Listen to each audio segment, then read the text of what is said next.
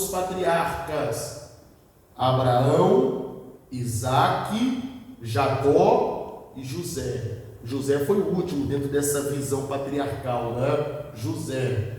Depois a quinta dispensação, dispensação da lei. Dispensação da lei. Foi quando Deus deu os 10 mandamentos para a nação de Israel. E essa dispensação da lei durou até a sexta dispensação, chamada dispensação da graça. Dispensação da graça que se deu com o derramamento do Espírito Santo, após a morte de Jesus e a sua bendita ressurreição, consequentemente o derramar do Espírito Santo sobre a igreja, dando início à dispensação, Lucas, a dispensação da graça de Deus. Então a dispensação da lei veio em Moisés até Jesus Cristo, até Jesus. E nós estamos nela ainda, né? Olha que coisa maravilhosa. Então percebeu que de uma dispensação para outra os tempos são bastante diferentes, né? Bastante diferentes. Essa aqui não dá para a gente ter uma matemática precisa, né? Essa aqui, provavelmente quase 1000 anos, né? Provavelmente quase 1000 anos. Essa aqui não tem como também termos uma noção precisa de Caim até esse pessoal aqui. Daqui também não tem. Na verdade, não dá para calcular precisamente os anos dessas dispensações. Agora, essa aqui a gente sabe, não? Essa aqui? Não. Essa aqui a gente sabe. De Jesus até hoje, nós temos quantos anos? De Jesus até hoje? Aproximadamente 2000 anos, né? Aproximadamente 2000 anos, né? Porque Jesus tem morrido no ano 33 dessa era, né? 33 dessa era. A gente está em 2024, então vamos calcular aí 2000 anos aproximadamente, não é? Só que ela não acabou ainda, porque essa dispensação só acaba quando Jesus voltar. Então, para essa dispensação acabar, Cristo precisa voltar. Então, se Jesus não voltar daqui 1000 anos, quer dizer que essa dispensação vai durar mais 1000 anos. Se Jesus voltar amanhã, essa dispensação acaba. Assim que Jesus voltar, essa dispensação ela é eliminada, ou ela termina. Sétima dispensação, chamada de dispensação do milênio, a última dispensação.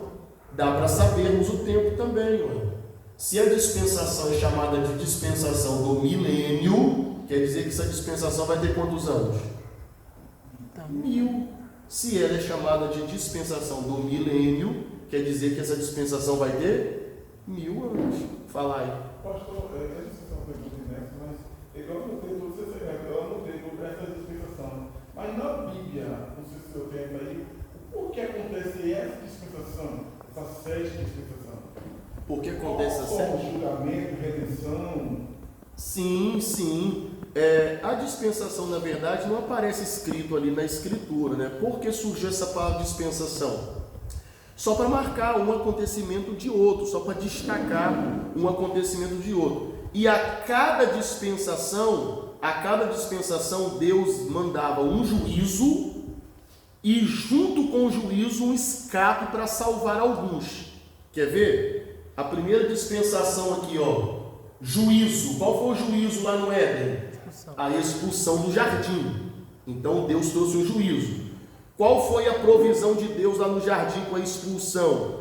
Deus ele proveu vestes para o primeiro casal, matando um animal para prover as vestes decentes de pele de animal. Aquele animal já apontava para Cristo, que morreria para trazer revestimento espiritual sobre a raça humana.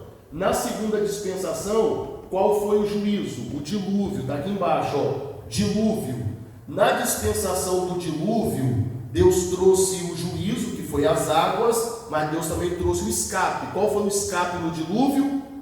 A arca de Noé, que foi o meio pelo qual Deus viu a oportunidade de salvar uma família. Na terceira dispensação, juízo. Qual foi o juízo? Confusão das línguas. Na confusão das línguas, Deus trouxe o juízo, mas imediatamente Deus separou a família de Abrão, para através de Abrão vir a pessoa bendita de Jesus. E na quarta dispensação, qual foi o juízo? A escravidão no Egito, 430 anos. E Deus, naquela oportunidade, também trouxe livramento, a morte do cordeiro e a eminente fuga pela meia-noite para ir para o deserto. Na quinta dispensação, juízo. Juízo foi a perca da nacionalidade. O povo foi mandado para o cativeiro, vocês se lembram disso? Povo para o cativeiro, as tribos do norte se perderam no cativeiro da Síria, as tribos do sul,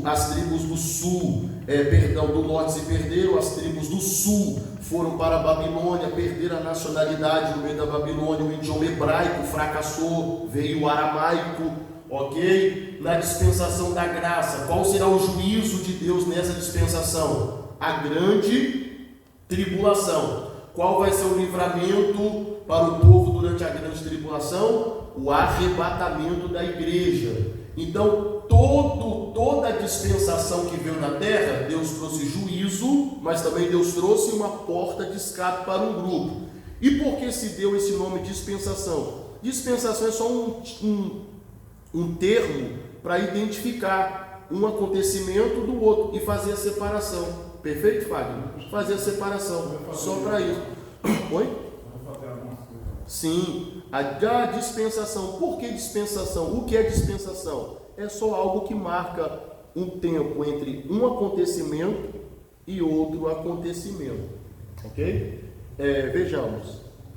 A nossa própria vida pode ser marcada por dispensações também, a nossa própria vida, não é? Vamos supor, você que não nasceu na igreja, eu que não nasci na igreja, nós temos a dispensação da ignorância antes de Cristo e a dispensação do conhecimento depois de Cristo. E conhecereis a verdade vos libertará. Nossa vida é marcada por duas dispensações: dispensação da ignorância antes de Cristo, dispensação do conhecimento pós-Cristo, depois de aceitarmos a Cristo. A vida de todo crente ela é marcada por duas dispensações: antes de Cristo e pós-Cristo.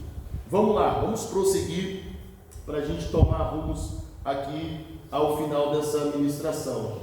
Primeira coisa importante nesse contexto é a queda do homem e a queda da mulher, a queda do primeiro casal. A tentação em Gênesis capítulo 3, versículo 1 ao versículo 24. Satanás põe dúvidas sobre a palavra de Deus. Olha o que está em cima escrito ali na tela. Satanás põe dúvida. Primeiro, versículo 1. Satanás pergunta sobre o mandamento. Satanás pergunta sobre o mandamento. Foi assim que Deus disse? Ele pergunta. Gênesis 3:1.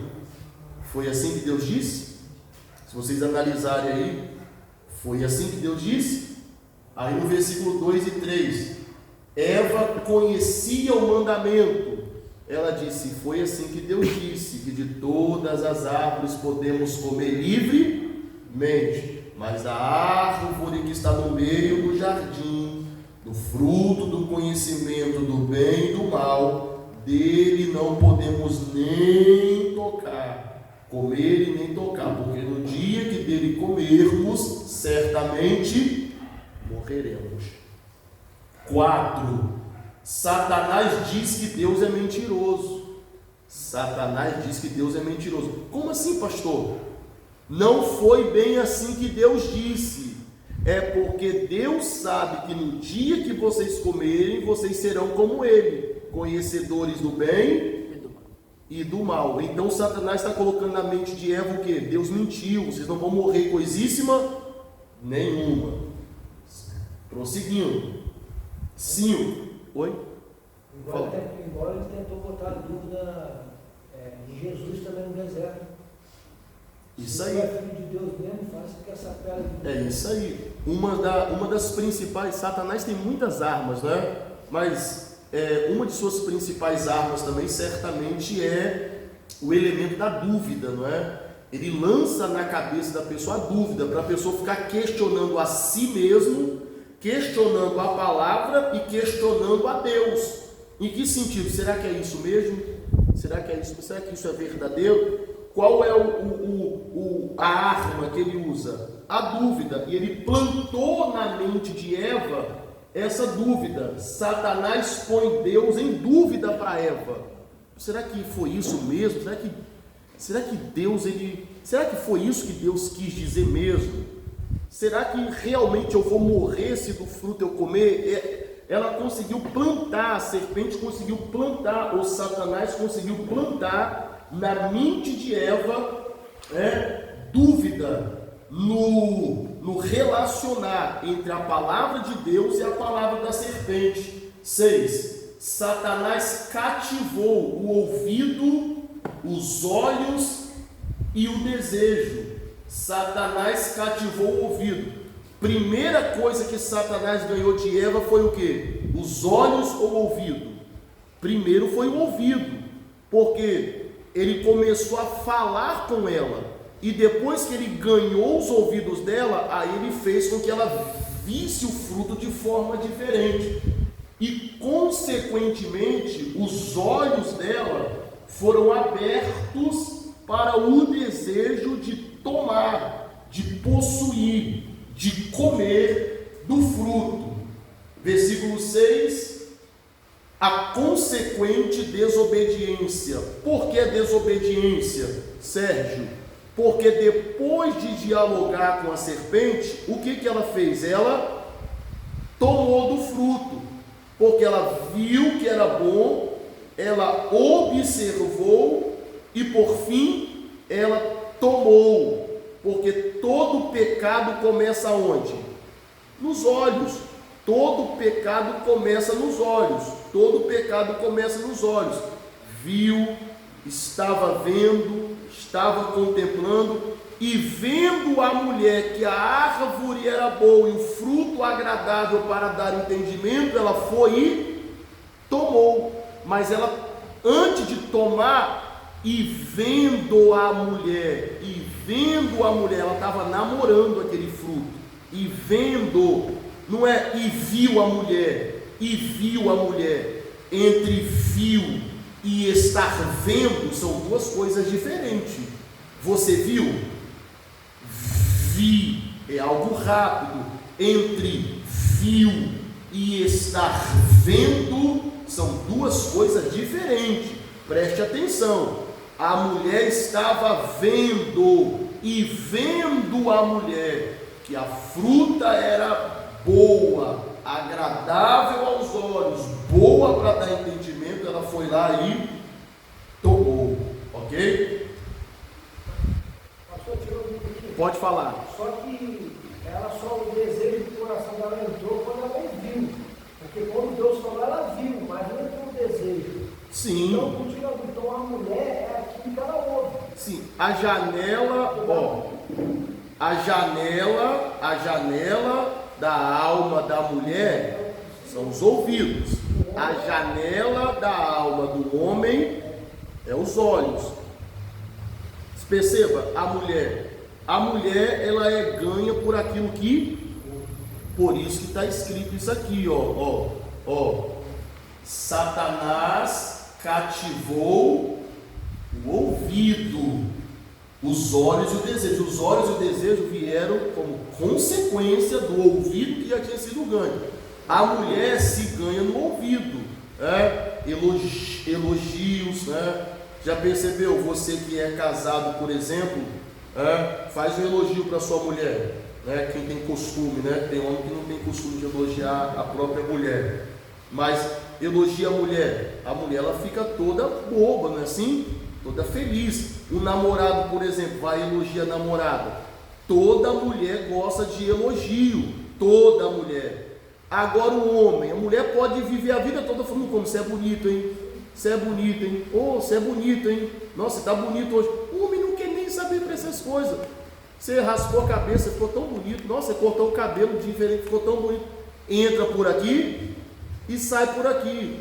Como que o homem ele é conquistado? O homem é conquistado não é por aquilo que ele ouve, é por aquilo que ele vê. Porque as janelas da alma do homem são os olhos, a janela da alma da mulher são os ouvidos. Então, por isso, se o homem quer conquistar uma mulher, ele precisa entender essa visão. Se a mulher quer conquistar o homem, ela tem que entender essa visão. Homem, aquilo que vê. Mulher, aquilo que ouve. Só que todo pecado tem consigo as suas consequências, ok? Então vamos ver só isso aqui para a gente finalizar, ok? A queda e as suas consequências. Observe aqui na tela, por gentileza. Aqui em cima nós temos o versículo 6. E viu a mulher que aquela árvore era boa para se comer, agradável aos olhos, desejável para dar entendimento, tomou o seu fruto e comeu, e deu também a seu marido, e ele comeu com ela. Gênesis 3, versículo 6. A desobediência registrada em Gênesis 3 teve consequências imediatas. Quais foram estas? Vamos observar aqui, ó. Primeiro, viram sua nudez e quiseram resolver seu problema sem consultar Deus. Antes da queda, eles estavam nus, mas eles não se envergonhavam. Depois da queda, os seus olhos foram abertos e eles perceberam que eles estavam nus. Eles não estavam vestidos com vestes, estavam despidos, estavam nus. Só que quando eles perceberam que estavam nus, eles não buscaram a Deus para se retratar ou para consertar o erro que eles cometeram, mas eles resolveram resolver a situação da sua própria maneira, do seu próprio jeito, Outra coisa aqui do lado, ó. Se esconderam porque tiveram medo. Se esconderam porque tiveram medo de se encontrar com o seu Criador. Eu não sei se vocês já acompanharam. Eu tenho um vídeo lá no canal do YouTube que o tema é Pecadores Orgulhosos. Eu vou jogar para vocês depois da aula aqui, só para vocês entenderem toda essa trama aqui. O nome do vídeo é Pecadores Orgulhosos. Aí eu falo tudo sobre isso aqui que aconteceu, só para você ter entendimento dessa trama. Como que o orgulho fez com que Adão e Eva se escondessem de Deus, fugisse de Deus, ok? Eu vou passar para vocês lá depois da aula, vocês conferem tudo, para vocês terem a noção do que aconteceu aqui, de como o pecado faz com que o homem fuja de Deus, faz com que o homem se esconda de Deus. Toda pessoa que peca, entenda isso, toda pessoa que peca, que comete o pecado, e ela não busca a Deus ou alguém para consertar a besteira que foi feita, essa pessoa ela se esconde, ela se afasta, ela se ausenta, ela se camufla. Para quê? Para não ter o seu pecado revelado ou mostrado. Então ela corre, ela se esconde, ela oculta-se. Foi o que aconteceu com Adão e Eva. Eles se esconderam porque tiveram medo de se encontrar com Deus. Deus desceu no jardim para procurá-los. Terceiro, lançaram a culpa no outro e indiretamente no próprio Deus. Eu falo isso no vídeo lá também. Lançaram a culpa um no outro. Deus enquadrou primeiro quem? Adão, sim ou não? Por que fizeste isso? Eu não. Foi a mulher que tu me deste. Olhando para Eva, por que tu fizeste isso? Eu não. A serpente me enganou. Então ficou uma troca, um troca-troca de responsabilidade. Por que tu fez? Eu não, foi ela. Por que tu fez? Eu não, foi a serpente. Ficou uma troca-troca. Diretamente lançando culpa um no outro. Indiretamente lançaram a culpa no próprio Deus. Porque qual foi a palavra que Adão falou para Deus? Eu não, mas a mulher que tu me deste. A mulher que tu me deste. Indiretamente eles estão culpando a Deus. O que Adão está dizendo? Se tu não tivesse me dado mulher, eu não teria caído. Então se eu caí foi porque a mulher me enganou. E ela me enganou porque tu colocou ela aqui. Então se tu não tivesse tirado mulher da minha costela, eu estaria em paz até hoje. Então, Adão está jogando a culpa direta na mulher e indireta em Deus. Por causa de quê? Por causa do seu orgulho. E o orgulho de Adão o cegou de tal ponto que mostrou a incapacidade dele em reconhecer a sua culpa, em reconhecer o seu fracasso. Aí lá nesse vídeo eu explico direitinho sobre o que o orgulho faz com a pessoa. Quando a pessoa peca, o orgulho impede a pessoa de reconhecer a sua culpa e fica assim, jogando culpa uns sobre os outros. Aqui, quarto bloco aqui, a mulher daria à luz com dor. Houve mudança na relação do casal. A mulher daria à luz com dor. Se você observar o texto devagarzinho, a mulher daria à luz com dor. Houve mudança na relação do casal. A mulher daria à luz com dor. Se o texto diz que a mulher vai dar à luz com dor, isso quer dizer que antes ela dava à luz sem, porque a dor se manifestou por quê, Fábio?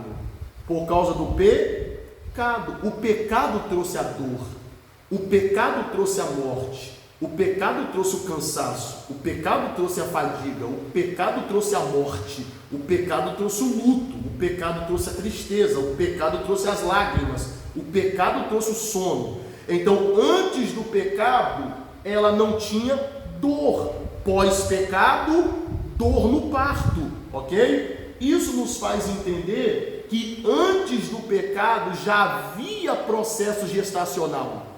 Já havia processo gestacional. Que processo é esse, pastor? Processo de procriação. Homem, mulher, via relação sexual ativa. Só que agora, depois do pecado, vão permanecer procriando? Sim. Só que agora não será tão fácil, né? Não será tão fácil. É como se antes da queda,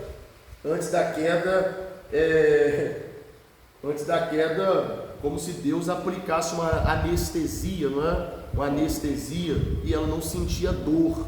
Depois do pecado, a dor vem como consequência. Fala, Paulo. Então, vamos dar exemplo aqui, então, antes da dor tinha relação, certo? Sim. Então você acha que você, na sua mente, tem que botar a mente inteligente. Então você acha que antes inteligente é filho?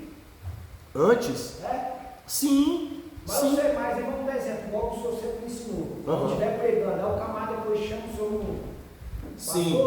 Aí você, é o que eu disse, é o que eu disse, você nunca pode afirmar de forma categórica uma coisa que não está escrita, não está explícita no texto. Como que nós estamos entendendo? De forma implícita, ok? Nós estamos fazendo uma interpretação de um texto, por mais que não tenha uma base mais clara para nós. Então sempre eu creio assim, eu entendo dessa maneira e tal. Porque numa pregação, às vezes algumas pessoas vão entender de bate-pronto. Ih, rapaz, é isso. Mas algumas pessoas terão a mente mais vagarosa e não vão conseguir entender. E essas pessoas que vão ficar indagando depois. Aquele varão falou um negócio ali estranho. Isso aí. Então nunca afirma de forma categórica, porque senão tu tem que mostrar no texto. Não dá para mostrar, a gente entende de forma inteligente e permite-se entender da maneira que está. A mulher daria à luz com dor. Toda moeda possui dois lados. Se a mulher desse lado vai dar à luz com dor, então quer dizer que do lado de cá ela dava à luz sem dor, porque senão o texto não estava escrito dessa forma. Perfeito? É dessa forma. Então, o que fica subentendido para nós? Subentendido nas entrelinhas do texto, que antes da queda já havia manifestação gestacional. Porque no capítulo 1, no versículo 27 e 28, no ato da criação do ser macho e do ser mulher, a ordem já foi dada por Deus: multiplicai-vos e enchei a terra. Multiplicai-vos e enchei a terra. Espera aí, pastor. Só que aí a mulher só foi criada em Gênesis capítulo 2. E agora, pastor, como que fica a história? Muito simples, pessoal. Muito simples. O capítulo 2 serve para quê para nós? No capítulo 2, ô Sérgio, Deus só explicou como que ele fez a mulher. Só que o ser macho e o ser fêmea já tinha sido criado aonde? No capítulo 1. E criou Deus o homem e a mulher. Macho e fêmea Deus os fez. Ponto. E disse Deus: crescei, multiplicai-vos e enchei toda a terra. E enchei toda a terra. Simples. Deus já deu a ordem. Peraí, eu já sei como Deus fez o homem. E disse Deus: façamos o homem à nossa imagem, segundo a nossa semelhança. Gênesis 1:26. Peraí, então eu já sei como Deus fez o homem. Deus fez o homem assim, conforme a imagem e semelhança. Como que Deus fez a mulher agora? Como que Deus fez a mulher? Porque está escrito, e criou macho e fêmea os fez. Só que aí o que dá o capítulo 2? O que o capítulo 2 serve para nós? Para nós entendermos o processo de formação. Mas não quer dizer que era algo novo, Deus já tinha feito macho e fêmea. Só que como nós não sabíamos como que a mulher foi formada, o que Moisés fez, Paulo? Não, vou explicar para vocês como que a fêmea foi formada. Porque o macho vocês já sabem. Agora eu vou explicar para vocês como que a fêmea foi formada. E pôs o Senhor Deus um sono pesado sobre Adão, e cerrou e tirou uma de suas costelas, e da costela que o Senhor Deus tirou de Adão, Deus formou a mulher. Portanto, deixará o varão o seu pai e a sua mãe, e unir-se-á a sua mulher, e serão os dois uma só carne. Então o capítulo 2 serve para quê? Só para explicar como que se deu a formação das criaturas. Mas no capítulo 1 já estava tudo feito. Aí no 2 eu vou mostrar para vocês como que foi feito. Aí ele foi lá e pintou o quadro, fez o desenho. Então antes do pecado, presumo, pelo entendimento desse texto, que já havia, ok? Já havia. Até porque fica bem fácil agora entender. Vamos matar essa charada e a gente vai agradecer a Deus. Quer ver? Quando Caim matou Abel, e ele foi consequentemente, Fagner, expulso, não foi de casa, do seio familiar, e ele foi para as bandas do Oriente, e está escrito que ele achou a mulher, não foi assim? Ele achou uma mulher. Então tudo nos leva a crer que Caim saiu de casa sozinho. Agora, que mulher foi essa que esse homem encontrou ali, sendo que só tinha eles naquele contexto? Aí a gente entende o começo da Bíblia, o capítulo 1, que Deus, quando deu a ordem para a procriação, já existia esse tipo de relação. Entretanto, não tinha dor. Então já havia os filhos sendo formados na terra. Entretanto, não tinha dor. Pastor, mas por que a Bíblia só fala de Caim, de Abel e de Sete? Pessoal, é porque Moisés quis fazer assim. Pastor, por que Moisés quis fazer assim? Aí não dá para sabermos. Quando nós chegarmos lá no céu, aí o que a gente vai fazer, o Natan? Quando a gente chegar lá no céu, aí nós vamos até Moisés, né? Que já vai estar lá há muito tempo. E nós vamos até ele para Moisés, você fez um grande problema para nós lá, tu deixou para resolver. Aí ele, qual? Porque tantos outros também eu havia deixado. Aí, rapaz, poxa, você escreveu lá para nós lá que Deus criou Adão e a Eva, e depois veio Caim, veio Abel, Sete. O Caim matou o irmão, aquele degenerado, fugiu e arrumou uma mulher. E de onde saiu aquela mulher? Por que tu não explicou lá, homem? Seria tão mais fácil para evitarmos as heresias e outros problemas mais. Aí Moisés, calma, meu filho, essa foi a vontade de Deus, né? Você está entendendo? Então, muito bem, eu só espero que você compreenda, viu? Esse texto, a mulher daria à luz com dor. Houve mudança na relação do casal. Então só entenda isso aí. Se ela vai dar a luz com dor, quer dizer que antes ela dava a luz sem dor. Fala, filho. Eu li uma versão da Bíblia que diz assim, que o Senhor falou assim: eu aumentarei a sua dor na